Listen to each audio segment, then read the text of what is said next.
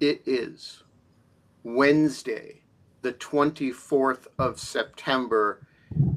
It is the year of our Lord 2025, or in the Jewish calendar, as of yesterday, it is, I don't know, Oh like yeah, Shana Tova. Is that 86, right? thank you, Shana Tova. 57 or something like that. I can never keep track of the Jewish year because it goes up so incrementally. It is in by any calendar 8 o'clock a.m. if you're in the Eastern time zone. For those of you who are not in the Eastern time zone, I keep telling you, adopt universal time and all these problems will go away. And you are watching the Overrated Show. It is a thing we do. Is the show overrated or is it the show? No. This is the Overrated Show. We do it every now and then. Dog Shirt TV is not overrated. It is wonderful. Underrated. It is spectacular. But every now and then, we do the Overrated Show where we discuss all the overrated things in the world. And we have a rolling batch of co-hosts coming through today to flag their things that they think are overrated, and you, the audience, should pop up on screen at any time to discuss, to venture forth the things that you think are overrated. Here is, for example, Alicia Wanless, who is hostage to my guilt and not wearing a t-shirt with an interesting thing to discuss today, and is rolling her eyes, and the eyes are so rolling so heavily that it's carrying her whole torso with it. And the whole screen, it's blurring her screen. And she is bearing overrated things, and Holly is bearing overrated things, and I am bearing. It's gonna be a rolling bevy of overratedness here on the Overrated Show. All of which is a shortened way of saying we've gotten it down to 2 minutes today because there is so much that is overrated in the world that we want to get right to it. All of which is a shortened way of saying that, the sun is actually not shining in Washington, D.C. The birds are chirping. It's going to be a great fucking day because you are watching Dog Shirt TV, and it is a goddamn revolution in morning television. You're watching Dog Shirt TV, a forking revolution in morning television. The cactuses said it. You are watching Dog Shirt TV, and it is a goddamn revolution in morning television. Hey, we have an audience member who is so eager to come on. She has already, with her overrated stuff, she has already flagged us. Carol, I am going to ask you to come back in like 5 minutes because we've got some items to take care of here. I don't usually we have a rule the audience can interrupt at any time, but we need to set the rules before.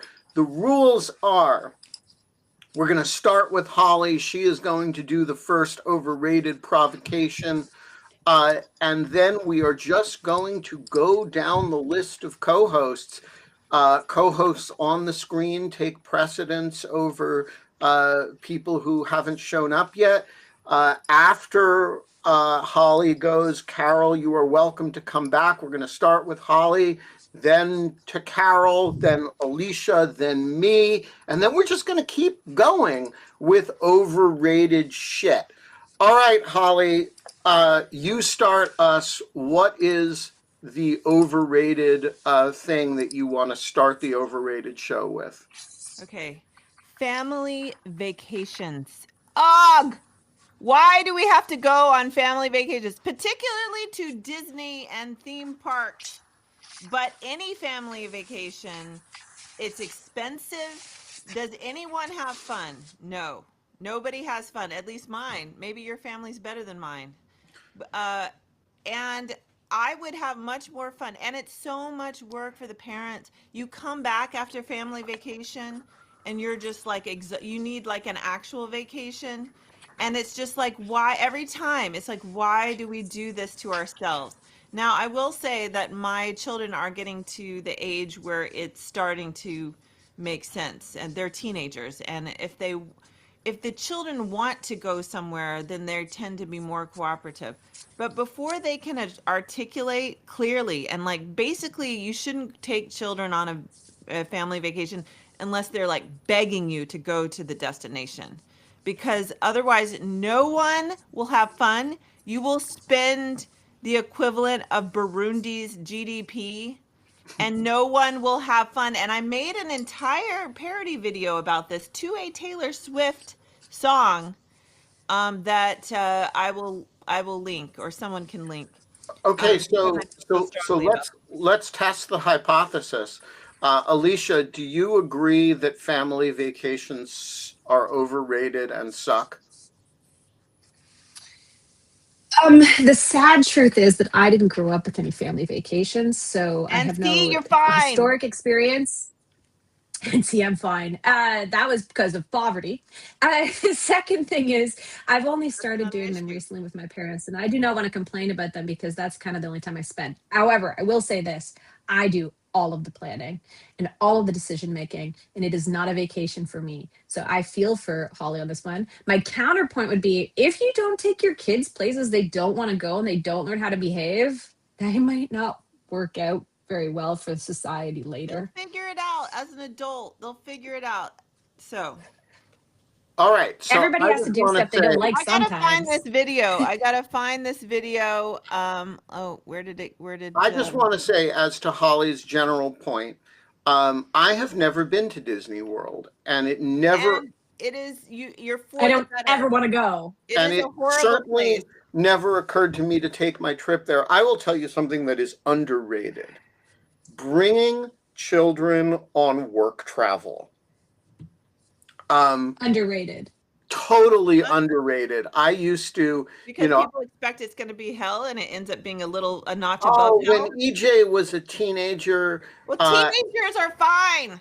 no, but he was a little younger than a full teenager. And Okay. when Gabriel was a kid, I used to just stick them on planes with me if I had to go give a speech, and I had to do a debate at the Oxford Union, and I just bought, this was before EJ's transition, bought him, a formal dress, and just took him with me, and we had a blast. But not a vacation. It was a work trip, and it was great fun. All right. Kate is objecting to this whole premise, and the whole point of the Overrated Show is to spark controversy. So, Kate, come on and defend the family vacation. Coffee all over my entire desk and computer, and I'm having to clean it up, which is totally overrated. All right.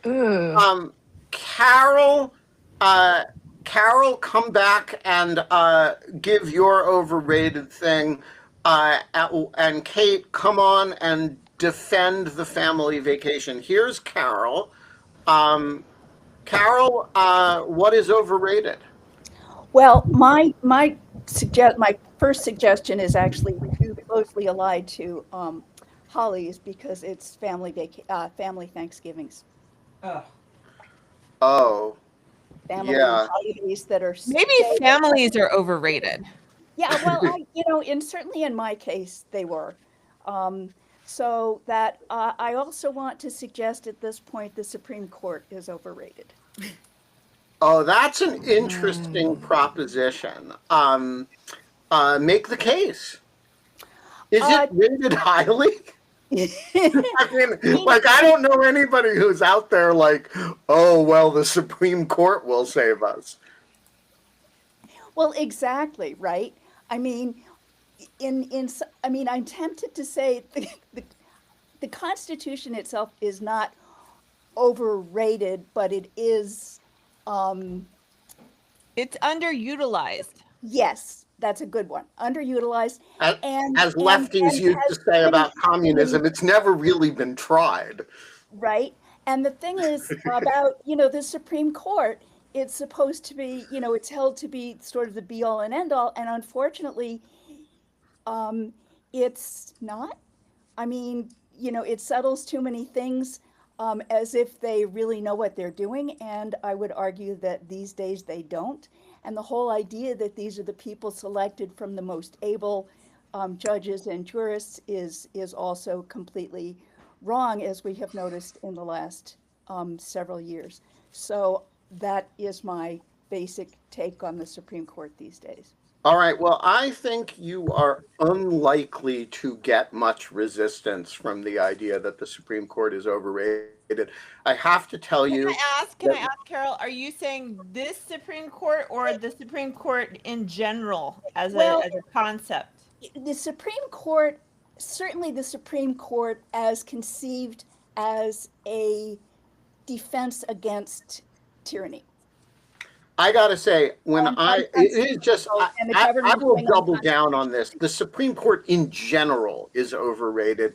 When I left the Washington Post, and I thought, I was terrified of leaving the Washington Post because would anybody, still care what I said if I wasn't a Washington Post editorial writer? There was a lot of anxiety associated with leaving the Washington Post.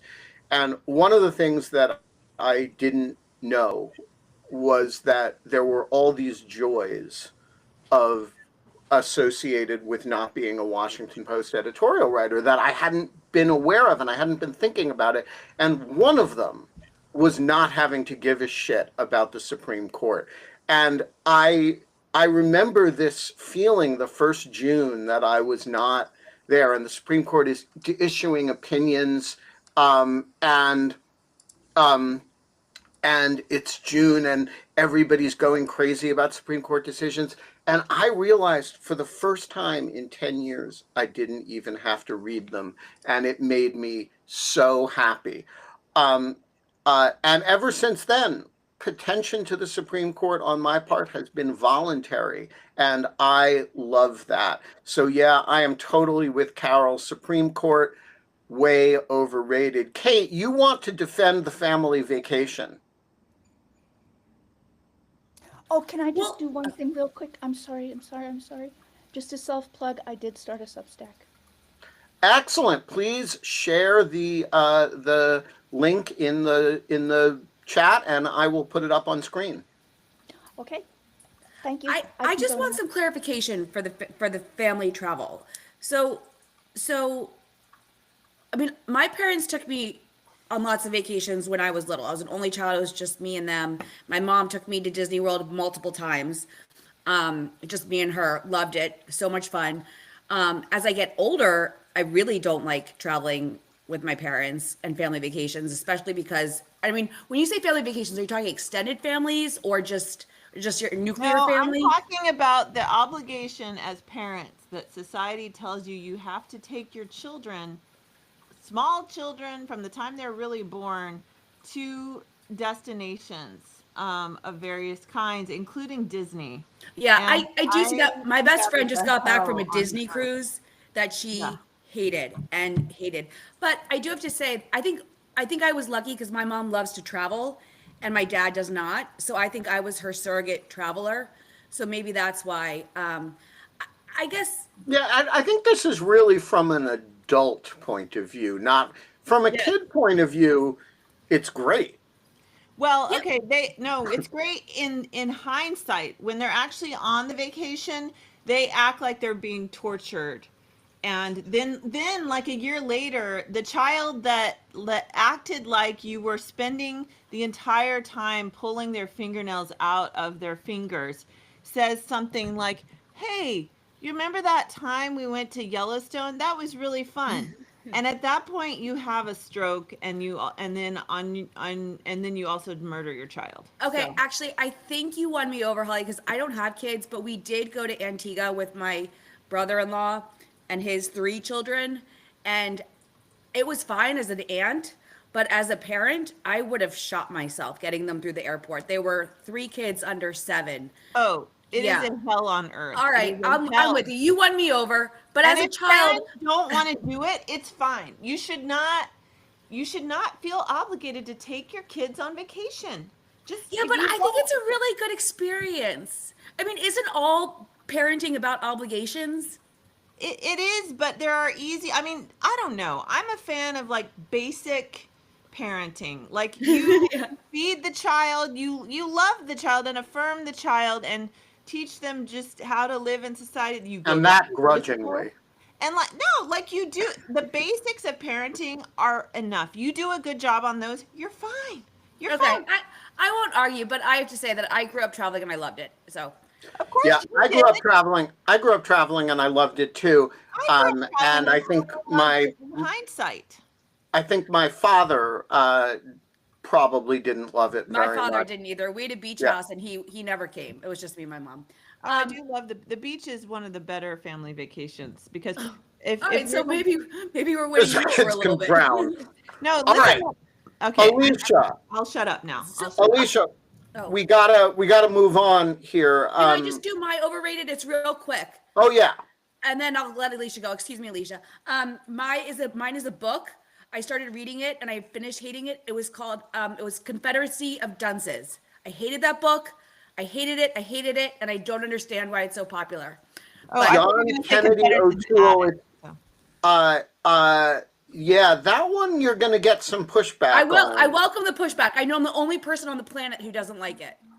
I think one of the reasons that book is so well thought of is that the story behind it is so moving. And you know, he killed himself after writing it, and his mother brought the Right. manuscript to I forget which famous author, and said it was a great book, and it was like the carbon copy manuscript, and the author in question was super skeptical, and then sat down with it and determined it was in fact a great novel. And I think the story behind it lends it a lot of gravitas. But I've actually never been able to get through it. right. So I'm not sure I disagree with you. All right, Alicia, what is your overrated thing? Olives. Olives? Yep. I mean, I've got many, but olives. No All explanation. right, Olives are Olives. overrated. let's start with olives. I don't need to explain it. They're Olive oil or disgusting. just olives. Olive oil. Okay. Olives as olives, the fruit or whatever the hell they are. And then I'm not a really big fan of oils, but olive oil, okay, in extreme moderation. Also, oil on salad. I don't want oil on my salad. I don't want to feel that crap. But are olives particularly highly rated? I mean, I know people who like olives and people people love who don't them. like olives, but I don't know that olives are in general rated especially highly. People who love them, and they're constantly pushing them on you. I had the ambassador of a small Balkan country once. They had us over in Ottawa, and Oh, she Balkan. insisted, like other Wow. people have insisted, that the stuffed olives would change everything, and I must eat these stupid olives. And this was the last time I willingly ate an olive, just to prove another adult that this is not going to change, and they're disgusting. They're disgusting. So people And who you love feel them the push same them way on you about hard. black olives and green All olives of them. and Italian All olives the and olives. Spanish olives and Disgusting. Israeli olives. They're all disgusting. Absolutely disgusting. Wow. I didn't know anybody had feelings about olives that were that strong. Is that No, I disagree, but I feel like with food and things like this, it's so like it's probably based on one's biological makeup and tongue, taste buds, and it's so subjective. Like there's no way I'm going to be able to make an argument to Alicia that olives are delicious. right? It's I like think they're people who can't delicious. stand cilantro. You can't argue Yeah, about it's that. probably I in hate both it. That ends. shit is like soap. I love all foods. So Cilantro is just Tapping a out gene. is There are not people awesome on who a have the hate sandwich. Like, cilantro gene, I'm and not gonna eat an organ of an animal. Like if it is an organ, I'm that no. No. Really? No, I'm not going to eat like a stomach or a liver Offals, or like a brain. offals are overrated. What? Offals are overrated. Wait a I minute. eat What offals. does That's what that they're make called. the second chapter of Ulysses that begins Leopold Bloom ate with relish the inner organs of beasts of and fowl of the air. I can't remember the Oh, I exact don't even know sentence. what an offal is. Sounds awful. OFFAL is like all of the internal organs of an animal. Yeah, well, So like sweetbreads, how do we feel about bacon? kidneys. Isn't bacon just a meat? Are you gonna wreck bacon for me by telling me it's an organ? Well, Bacon's meat. bacon, Bacon's not an offal. it's a belly, and I don't know if it's the internal or the external I don't. belly. I think it's a skin. I think it's a muscle or skin or tissue. I don't think it's an organ. Greek chorus is, I think, unanimous in saying it is not an organ. Bacon Okay, is a it's meat. just There's some the debate. surface out external. Well, I love organs. I think organs are awesome. And I eat them regularly. You don't eat liver or pate? Oh. No. I like pate. Pate, I'll take pate. But that could be lots of things in there. I mean, I'll take a bite, but I'm not gonna volunteer. I'll basically try anything, one bite, but I'm not gonna sit down to a plate of that. So we've gone from Also, olives Paris and to New York. organs. Paris and New So York. no haggis. Shoot, Paris and New York. Wait, Overrated. Paris and New York are overrated? Yes. I certainly agree Highly about New overrated. York. I think All right, American cities in general are overrated. You guys ready for my first? Nobody asked you, Ben. No, you're right. That's why I'm waiting for somebody to ask. This is where I give you dead air. Yeah, thank you, Alicia. See, when you're a hostage to somebody's guilt, your only weapon is passive aggression. All right, I am going to first of all double down on New York. I grew up there. It's totally fucking overrated. This is how it came up, how the whole idea of the Overrated Show came up, because Alicia's companion fiction book, The Invisible Life of Addie LaRue, spends all this time, and we're going to talk about the book at some length on Thursday. Is that right, Alicia? Yes. Yeah. So, I am. so we're going to, join on Thursday for a discussion of the book. But let's just say for now that, the book is wonderful in a whole lot of ways, but it has this fetish, as do so many books, of describing New York City as though the author is the first person to have ever seen it, and having these little love notes dropped to New York. And I just want to say, nobody does that with Cleveland. Nobody does it with Ottawa. Nobody does it with Washington, D.C. Nobody does it with, Arlington, Virginia. And come on, guys, New York, it's a fucking city. I grew up there. I know it pretty well. It's not that big a deal. It's just a goddamn city. Totally freaking overrated. It's too big, and it's kind of too much, actually. I don't even think it's too much. It's just fine. It's got a subway.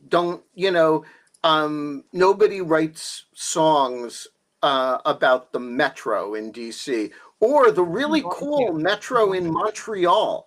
But people, write, like Paul Simon wrote songs about the New York subway. Every artist has a New York song, including I know. U2 has a New York song. Taylor Swift has a New York song. It's like, stop it with the New York Frank song. Sinatra. New York is great if you're a billionaire and you can afford a massive penthouse above Central Park. Right. Shocking. Wouldn't change a thing for me. What's that? It wouldn't mean a thing. It wouldn't change a thing for me. Having all the money in the world still won't make New York tolerable. Right. So, okay, guys, if you're a singer-songwriter out there, Akron, Ohio, Seattle, Houston, Texas, Oh, you cannot write any kind of positive anything. Right? No. But these are challenging. They're interesting. You know, uh, uh, um, just don't think you're the first person to discover New York and write about, some like that you've discovered the great New York thing. You're not going to write the great New York novel. If you're going to write Addie LaRue again, just have the courage to set it in Boston, or better yet, Portland, Maine. Like, choose an I've interesting. actually read books set in places like this. Well, kudos to those authors. All right. We're back to round one. Oh, Kate, round I like two. Boston. Oh, Kate, no, Oh, I like Boston. Boston. I like Boston is Boston. one of my that and New Orleans are kind of my two top American cities at the moment. All right. Holly, round two. Are we back to me? Yeah. Oh, okay. All right. So I'm going to go in a different direction. JFK, like the president. Oh, yeah. Actually, the entire Kennedy family. Just stop with the Kennedy mystique. He was not a good president. He was not a good human being. He was a sexual predator. He was reckless. He was a drug addict. He looked good in sunglasses. He probably plagiarized his book. His father definitely helped him win election through nefarious means. The whole family is just a dumpster fire. And JFK was a terrible person, not a good president, and in many cases, a very bad president. And I'm sick of things being named after him and people going on about guess what? He was pretty and he gave a good speech that someone else wrote. Like, stop it. He had a beautiful wife that he cheated on mercilessly and repeatedly and predatorily. Like, stop with the JFK. He was horrible. He had the great good fortune for his reputation of getting shot. You're not going to get an argument from me about I thought that. maybe some of the boomers would come at me because they seem to just really love him. No, I really agree. I think a lot of what Johnson gets the blame for in terms of Vietnam, not that Johnson was not to blame, for which he certainly was, but a lot of the table was set for that in the Kennedy administration.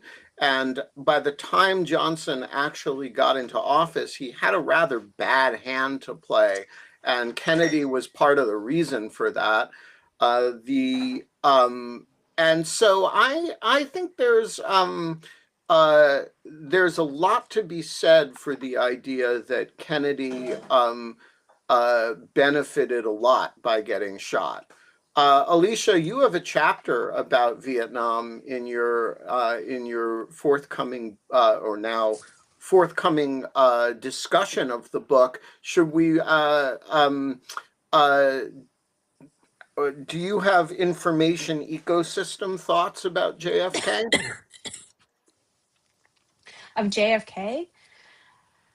I mean, he was Oof, really good I at don't the know. information ecosystem. That was his. He was. That was all He could his hold a best. press conference and Well, leave everybody spellbound he was and make everybody think his administration was Camelot. The narrative. He won the narrative war, I would say. my internet's pretty crappy, but I mean, he was the first TV president. He was young and supposedly handsome and charming. I think he was a different style of politician. So he was of his time.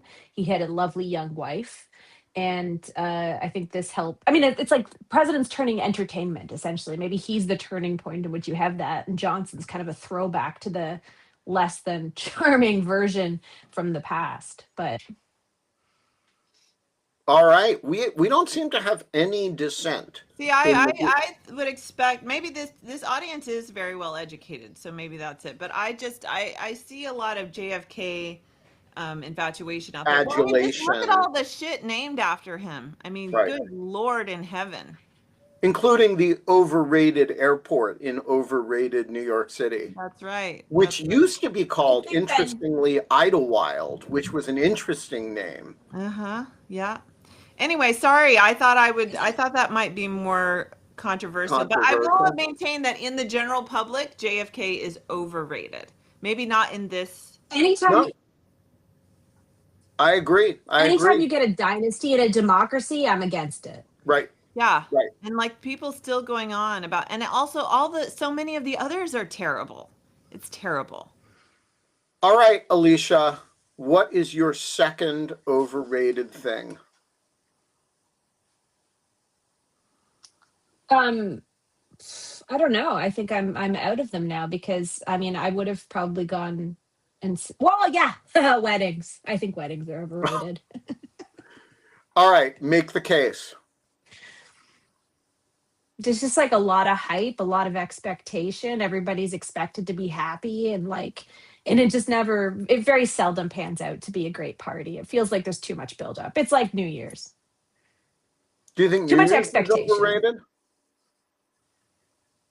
I do. I think anything where there's like this massive, well, except I would say all of that, except I love Halloween and you can't take Halloween from me. But You Halloween and is not Feinberg. overrated. Halloween is appropriately rated.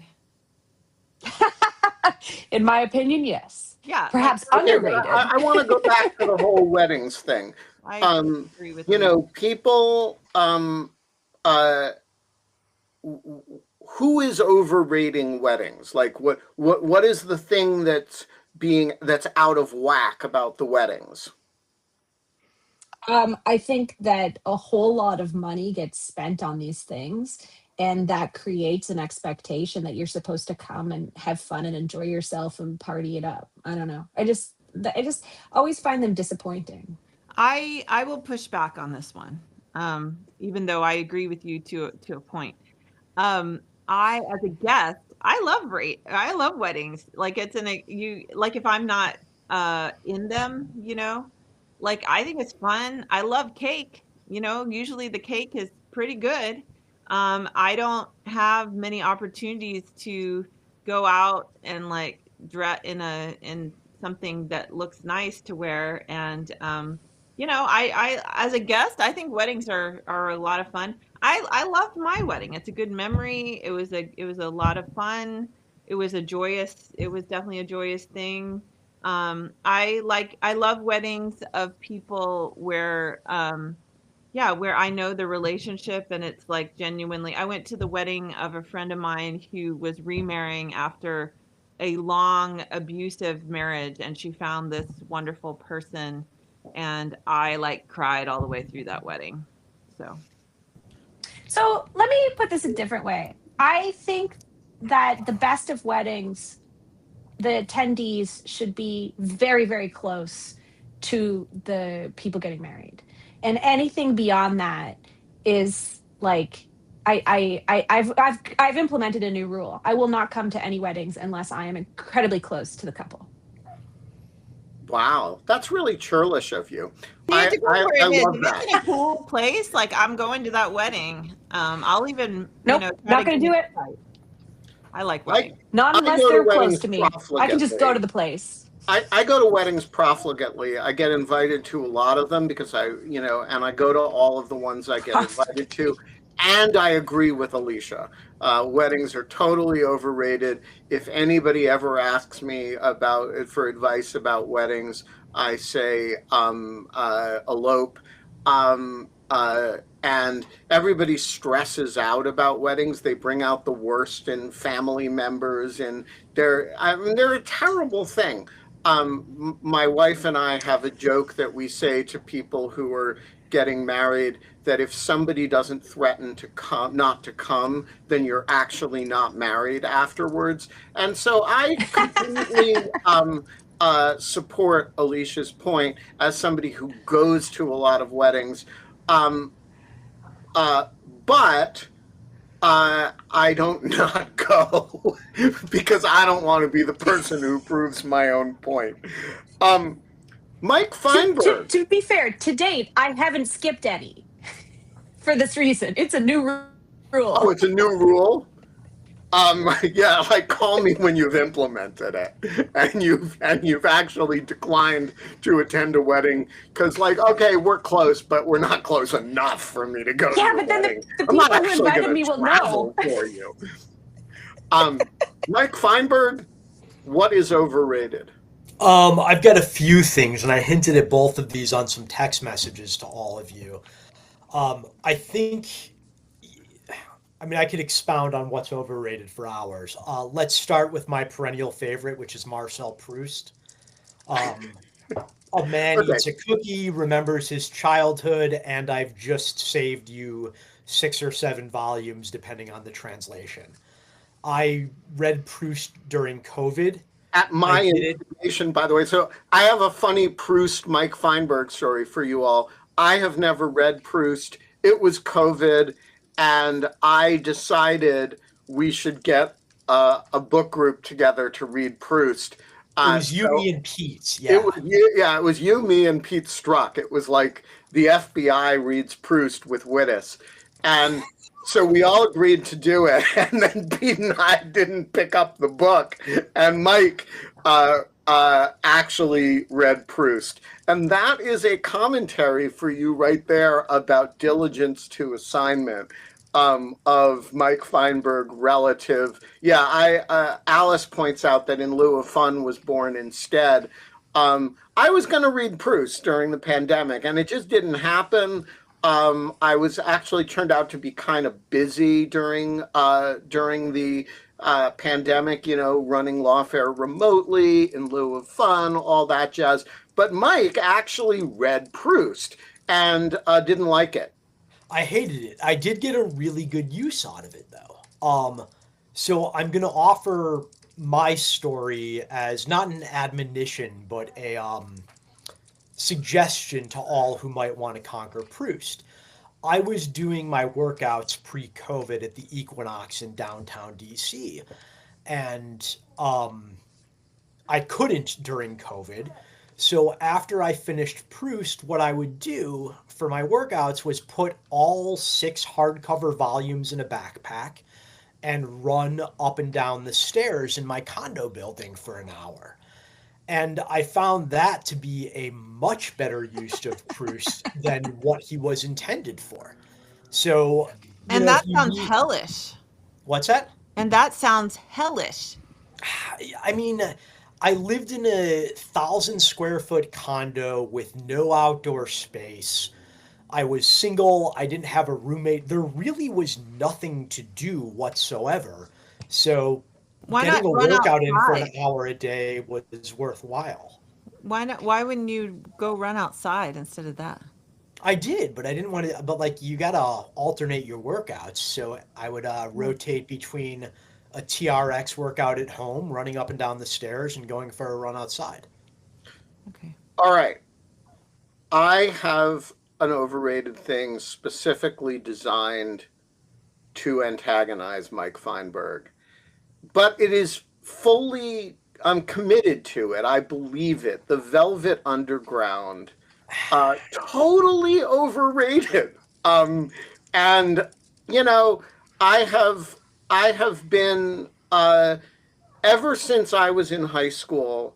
You know, friends of mine who were supposed to be cool have loved the Velvet Underground and have, you know, and you know they can't do a good melody. They're Have you ever listened to Sweet Jane or Sunday Morning? Sweet Jane's good. Yeah, I'll take it. no, I'm sorry. This is just overrated stuff that is has this halo associated with it because it was near Andy Warhol, and who is also overrated, by the way. And you know, has this you know, this you know, these associations of the art scene, and uh, I just want to say, I just want to call bullshit on it all. It's not that good. Can I push back on this a little bit? Of Because I think you're course. kind of missing the point of the Velvet Underground. I've been listening to them literally since I was 13 when someone See? gave me a cassette tape of their first album with Which is Nico. to say, it's juvenile. Look, the importance of the Velvet Underground isn't just in their output, which I do enjoy, but I admit, like, Black Angel's Death Song and Heroin are not exactly melodic compositions for everybody's ears. But what matters about the Velvet Underground isn't just their output, it's their influence. At the time that the Beatles were singing about holding hands, Lou Reed was writing songs about, cross dressers and heroin addiction. They really did break down a lot of barriers and open doors within the popular music scene that otherwise would have been much delayed. I mean, there's the famous Brian Eno quote, only 50 people ever bought their albums, but each one of those 50 people started a band. And everybody from David Bowie to today's indie rock scene will say the Velvet Underground was a real inspiration for them. Well, I would say let them be inspired by it. I understand that there are these people who are muses, but they kind of suck, and that's how I feel about the Velvet Underground. But Jonathan Rauch, who is still not a Mormon woman, has shown up on the screen, I assume, bearing something that is overrated. No, Jonathan is just here to say hi. Oh, well, it is the Overrated Jonathan- Show. So your assignment, Jonathan, is to sit there until you think of something that's overrated and then share it He's with us. already come on I've and got done another that. one. Okay, Holly. Jonathan, hold on. Jonathan has already come on the show and told us that over swearing, there's a better word for this, is overrated. Yeah. Yes, but that was not on the Overrated Show. That is a general Yeah, it was position something of different. Jonathan's. But right now, this is the Overrated Show. And so we are now in round 3. And I've got a good one that you Holly, will not what is see overrated? coming. Are you ready? Hold on to your hats. You will not see coming. I think something that is overrated is the CIA. Whoa, Holly, I'm gonna jump in to concur. Which is shocking. Holly is Yeah, here a employee. disgruntled former employee, No. Holly It's an Berkeley Fletcher. overrated show. It doesn't mean the CIA is total shit. Sorry, Jonathan. It means it is overrated, and the mystique around CIA is ridiculous. And when you work there, you see a lot of this stuff is kind of basic stuff. It's not that cool. You see some things where it should be cooler and it's not, and that freaks you out because other people, the private sector, are doing it better, actually. The analysis is incredibly anodyne because that's what they allow. Don't get me started on the editing and gatekeeping process of the analysis. It is overrated. I have to say, it is definitely overrated. Every now and then in my 19-year career, I would see or be involved in or experience something where it was like, we called it the real CIA. Oh my gosh, you're doing real CIA stuff where it actually somewhat matches the mystique. But most of the time, it's really disappointing, frankly. And the printer, you can't get the printer to work, just like anywhere else. And there's also office, backbiting and pathetic things. And it's overrated. All right. And I don't think any of you can dispute because you don't know. Maybe Mike can agree. Yeah, it's actually good that the CIA is overrated because since Trump is destroying it, it doesn't mean that's not good. You got to have it. Here's the thing: the marginal impact will be lower. You do have to have an intelligence agency. It is important for national security. You need a good one. The CIA, as global intelligence agencies go, is pretty good. And certainly I've been privy to, I know cases where lives were saved, etc. However, given the mystique and given the expectations and given what people, the CIA has long cultivated Hollywood. Okay, that's a deliberate choice that they've made, and they put a lot into that. And they benefit from the secrecy, the fact that people aren't able to know that they are not that cool. Alicia, your round 3 overrated thing. I threw all mine out in the chat. I mean, Oh, no, but you didn't share those with the general audience. So please, more overrated things. it's not even controversial. People are agreeing in a thing. Coffee is overrated. No. I That is just like, said it. That is fighting words. Coffee that is fighting words. food group all of its own.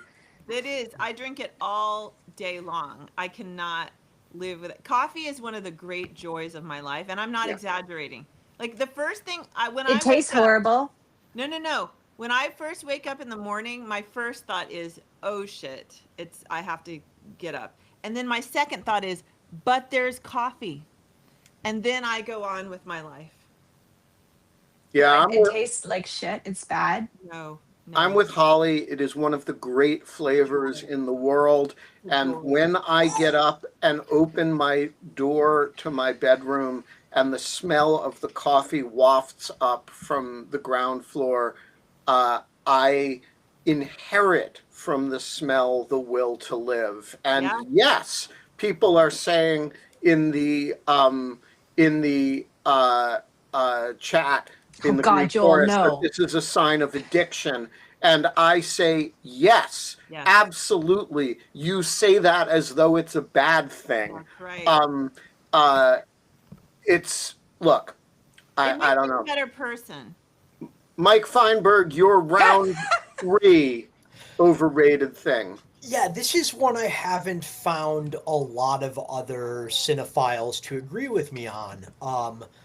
But Jean-Luc Godard is a terrible fucking filmmaker. I agree. Yeah, it is. Godard is so fucking overrated, and particularly compared to his contemporary Louis Malle. Compared to Truffaut, compared to Louis Malle, compared to Eric Romer, compared to Claude Chabrol, like the Cahiers du Cinema crowd, once they turned into making films themselves, it was a murderer's row of phenomenal directors and writers. And the fact that Godard is the most famous of them is, I don't even know how to explain it. I have tried to watch Breathless on at least a dozen occasions and literally never gotten through it. I find the Richard Gere 1980s American remake actually better, which is something I never thought I would say about a Richard Gere film. I could not agree more, John, but it's one of those things that you're not allowed to say. Jean-Luc Godard, totally fucking overrated. Let me back this up with another one directed at a particular member of the Greek chorus. Richard Wattenbarger, Anton Bruckner. Totally overrated. Let me just say that if you read The Table Talk by one Adolf Hitler, there is a part where he praises Bruckner and compares him to Brahms and says that, quotes Bruckner. I have no idea if he made up the quote or not, by the way, because it's Hitler, so you have to discount truth for it being Hitler. And unless you're Hugh Trevor Roper. And he says that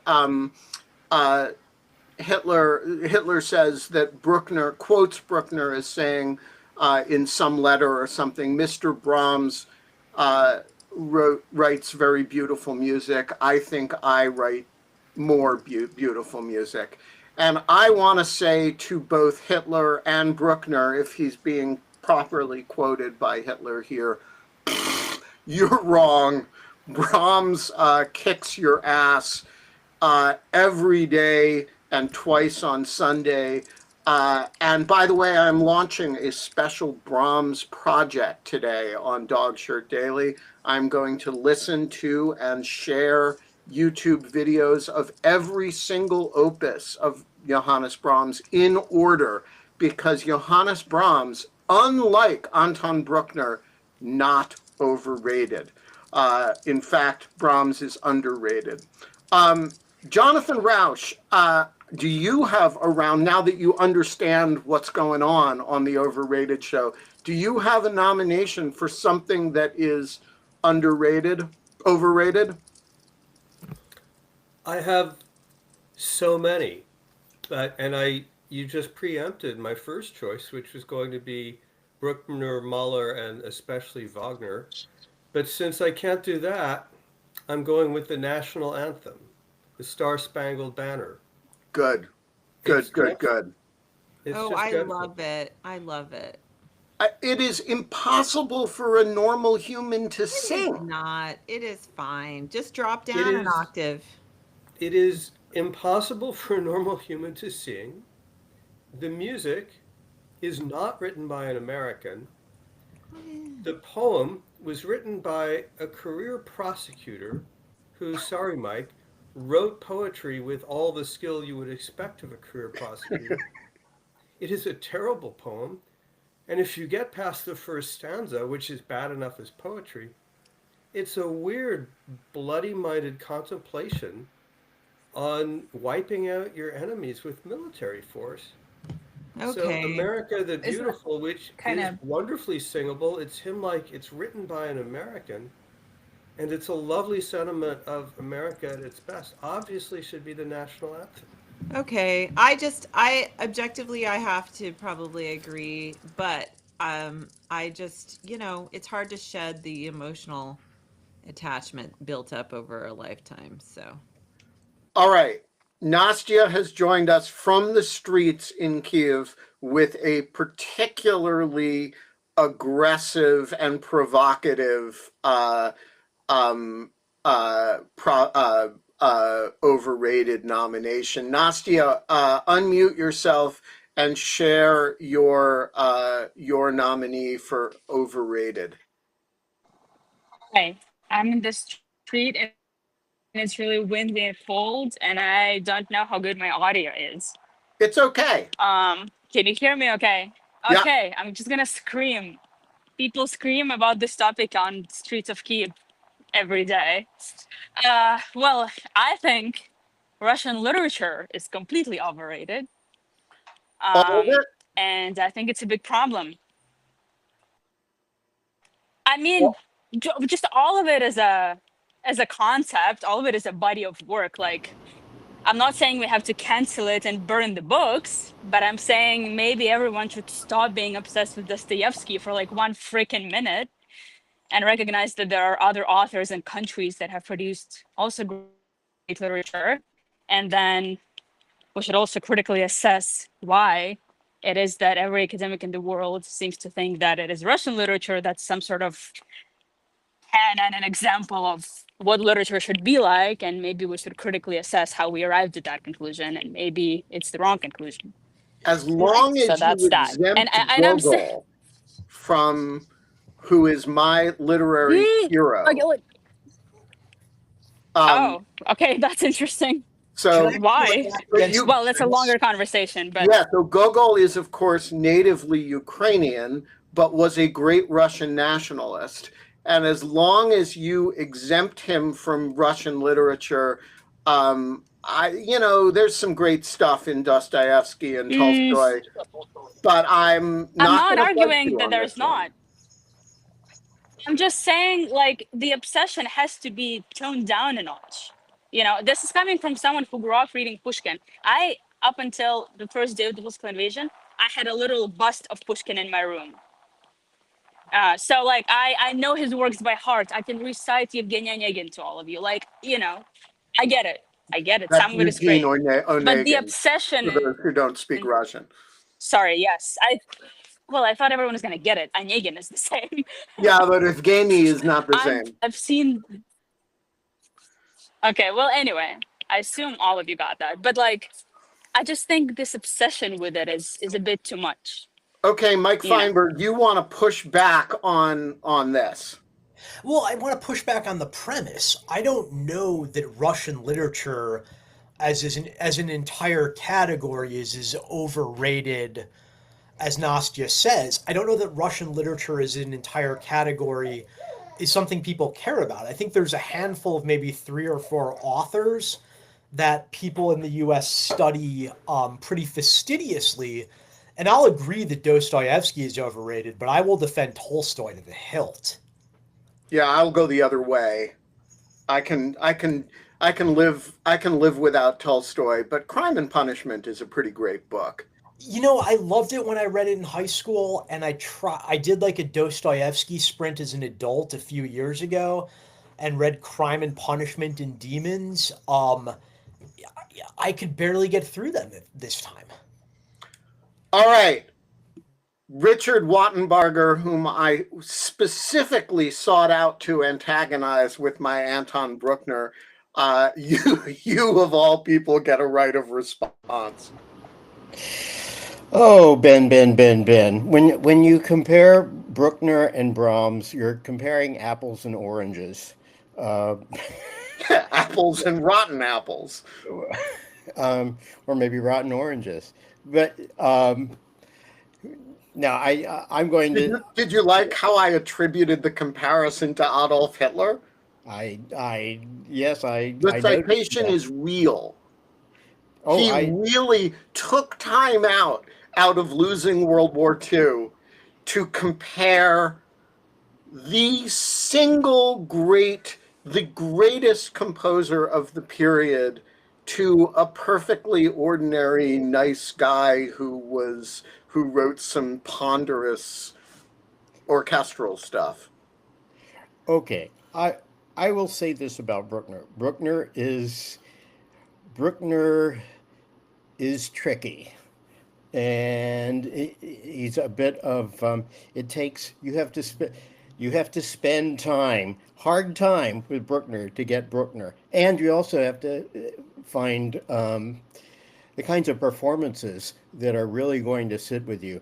Bruckner is really easy to get wrong in performance or on recording, and I imagine that given a selection of recordings of the same piece, different interpretations, I imagine that I could make you a convert, but challenge accepted. I am on Opus 1 of Brahms, which I listened to last night, and I have always not loved, actually, the Opus 1 Piano Sonata. I listened to it last night, a wonderful performance, and I was converted to it. I will share the performance on Dogshirt Daily today. When I am done with all 140-ish opuses of Brahms, which I'm going to do in 140-ish days, I will do a Richard Wattenbarger inspired set of listens to specific performances of Bruckner and see if he can convince me that Bruckner is not, in fact, overrated. Until then, I'm standing by it. But challenge accepted, Richard. Okay. I will say, though, with regard to Brahms, I revere Brahms.